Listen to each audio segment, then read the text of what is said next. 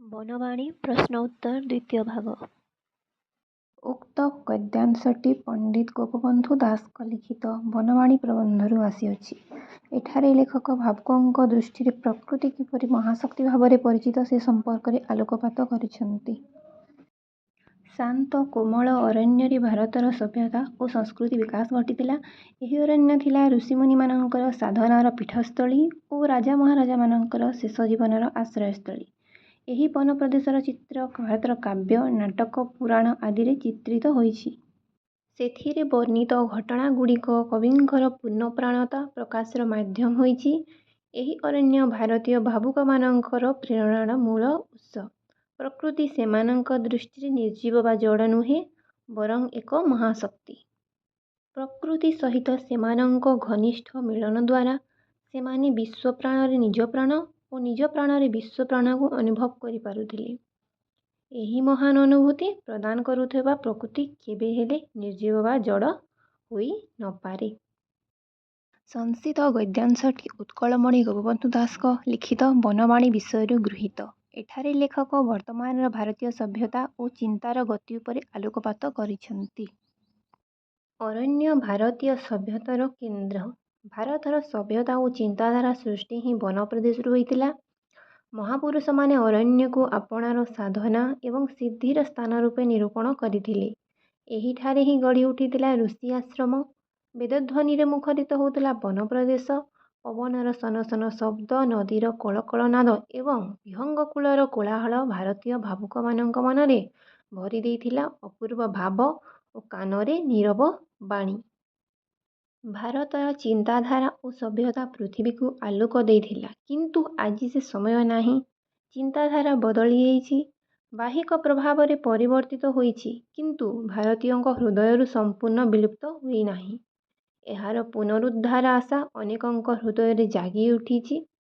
ବାସ୍ତବରେ ଲେଖକଙ୍କ ଚିନ୍ତାଧାରା ହୃଦୟସ୍ପର୍ଶୀ। ଭିନ୍ନ ଜାତୀୟ ଶବ୍ଦଟିକୁ ଚିହ୍ନଟ କରି ଲେଖ। ଯୋଗୀ, ମୁନି, ଋଷି, ରୋଗୀ ମଧ୍ୟରୁ ଭିନ୍ନ ଜାତୀୟ ଶବ୍ଦଟି ହେଲା ରୋଗୀ। ପ୍ରୌଢ଼, ନାଗରିକ, ବାଳକ, ଯୁବକ ମଧ୍ୟରୁ ଭିନ୍ନ ଶବ୍ଦଟି ହେଲା ପ୍ରୌଢ଼। ବନ, ଉପବନ, ଅରଣ୍ୟ, ପର୍ବତ ଏଥିମଧ୍ୟରୁ ଭିନ୍ନ ଶବ୍ଦଟି ହେଲା ପର୍ବତ। କାବ୍ୟ, କିମ୍ବଦନ୍ତୀ, ନାଟକ, ପୁରାଣ ଏଥିମଧ୍ୟରୁ ଭିନ୍ନ ଶବ୍ଦଟି ହେଲା କିମ୍ବଦନ୍ତୀ। ତରୁ, ବିହଙ୍ଗ, ଦ୍ରୁମ, ମହାଦ୍ରୁମ ଏଥିମଧ୍ୟରୁ ଭିନ୍ନ ଶବ୍ଦଟି ହେଲା ବିହଙ୍ଗ। କ ସ୍ତମ୍ଭ ଓ ଖ ସ୍ତମ୍ଭରେ ଥିବା ଶବ୍ଦଗୁଡ଼ିକୁ ମିଳନ କର। ଅରଣ୍ୟ, ପ୍ରଦେଶ। ତରୁ, ଛାୟା। ଚିନ୍ତା, ସ୍ରୋତ। କାର୍ଯ୍ୟ, କ୍ଷେତ୍ର। ସାଧନା, ପୀଠ। ଆମମାନଙ୍କୁ କେତୋଟି ଅକ୍ଷର ଦିଆଯାଇଛି। ପ୍ରତି ଧାଡ଼ିର ଅକ୍ଷରମାନଙ୍କୁ ନେଇକି ଆମକୁ ଶବ୍ଦ ଗଠନ କରିବାକୁ ହେବ। ଏହି ଅକ୍ଷରଗୁଡ଼ିକୁ ନେଇ ଆମେ ଗଠନ କରିଥିବା କେତୋଟି ଶବ୍ଦ ହେଲା ସାଧବ, ସ୍ୱନ, ସ୍ୱର, ସଭ୍ୟ, ନରମ ଓ ବନ।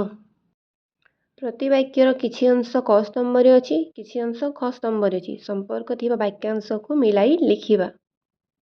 ପ୍ରକୃତି ସେମାନଙ୍କ ନିକଟରେ ନିର୍ଜୀବ ଏବଂ ଜଡ଼ ନୁହେଁ। ବନବାଣୀ ହିଁ ଭାରତର ବାଣୀ। ଶତ ଶତ ଶିଷ୍ୟଙ୍କ ବେଦଧ୍ୱନିରେ ବନ ପ୍ରଦେଶ ମୁଖରିତ ହେଉନାହିଁ। ବନସ୍ପତିର ମାହାତ୍ମ୍ୟ ପ୍ରାଣରେ ଅନୁଭବ କରୁଥିଲେ। ଅରଣ୍ୟ ହିଁ ସେମାନଙ୍କର ସାଧନାପୀଠ ଥିଲା। ତଳେ ଦିଆଯାଇଥିବା ଶବ୍ଦଗୁଡ଼ିକ ମଧ୍ୟରୁ ନିର୍ଭୁଲ ଶବ୍ଦଗୁଡ଼ିକୁ ବାଛି ଲେଖ। କ ରେ ଦିଆଯାଇଥିବା ଜାତୀୟ, ଜାତୀୟ, ଜାତୀୟ ମଧ୍ୟରୁ ଜ ଆକାରେ ଯା, ତ ରେ ଦୀର୍ଘ ଇ ତି, ୟ ଟି ଠିକ୍। ବିଶେଷ, ବିଶେଷ, ବିଶେଷ ମଧ୍ୟରୁ ବ ହ୍ରସ୍ୱ ଇ ବି, ତାଳବୀୟ ସ ପ୍ରଥମେ, ତାପରେ ମୂର୍ଧନ୍ୟ ଷ ବିଶେଷଟି ଠିକ୍, ପ୍ରଥମ ବିଶେଷଟି। ବାଲ୍ମୀକି, ବାଲ୍ମୀକି, ବାଲ୍ମୀକି ମଧ୍ୟରୁ ମଧ୍ୟ ମଝି ବାଲ୍ମୀକିଟି ଠିକ୍। ଲ ରେ ଦୀର୍ଘ ଇକାର, କ ରେ ହ୍ରସ୍ୱ ଇକାର। ନିର୍ଜୀବ, ନିର୍ଜୀବ, ନିର୍ଜୀବ ମଧ୍ୟରୁ ଶେଷ ନିର୍ଜୀବଟି ଠିକ୍। ନ ରେ ହ୍ରସ୍ୱ ଇକାର, ଜ ରେ ଦୀର୍ଘ ଇକାର। ନିର୍ଜୀବଟି ଠିକ୍।